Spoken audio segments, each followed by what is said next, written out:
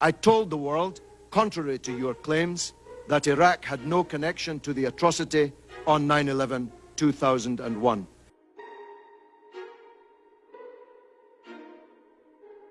It's a proven fact that these forged documents existed and were being circulated amongst right-wing newspapers in Baghdad and around the world in the immediate aftermath of the fall of the Iraqi regime. Now, Senator, I gave my heart and soul to oppose the policy that you promoted.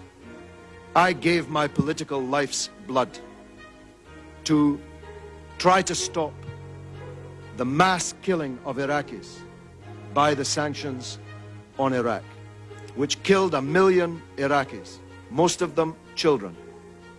Most of them died before they even knew that they were Iraqis, but they died for no other reason other than that they were Iraqis, with the misfortune to be born at that time. I gave my heart and soul to stop you committing the disaster that you did commit in invading Iraq. And I told the world that your case for the war was a pack of lies.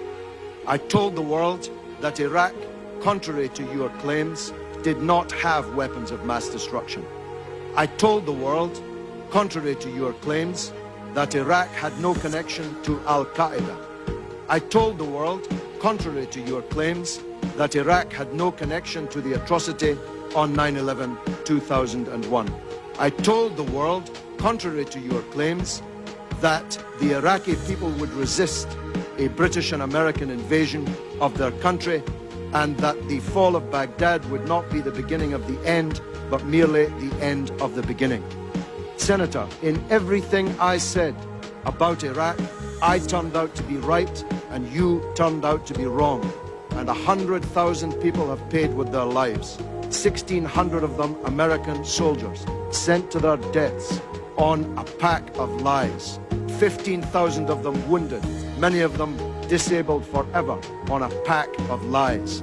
If the world had listened to Kofi Annan, whose dismissal you demanded, if the world had listened to President Chirac, who you want to paint as some kind of corrupt traitor, if the world had listened to me and the anti-war movement in Britain, we would not be in the disaster that we're in today.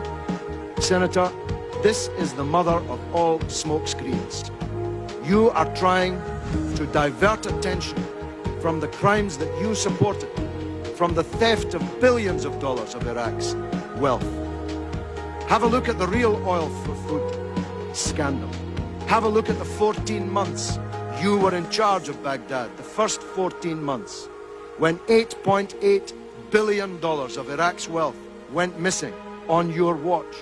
Have a look at Halliburton and the other American corporations that stole not only Iraq's money, but the money of the American taxpayer.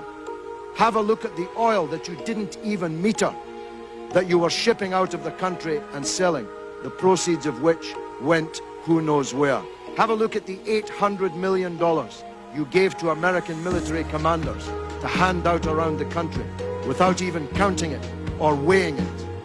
Have a look at the real scandal breaking in the newspapers today, revealed in the earlier testimony in this committee, that the biggest sanctions busters were not me or Russian politicians or French politicians. The real sanctions busters were your own companies with the connivance of your own government.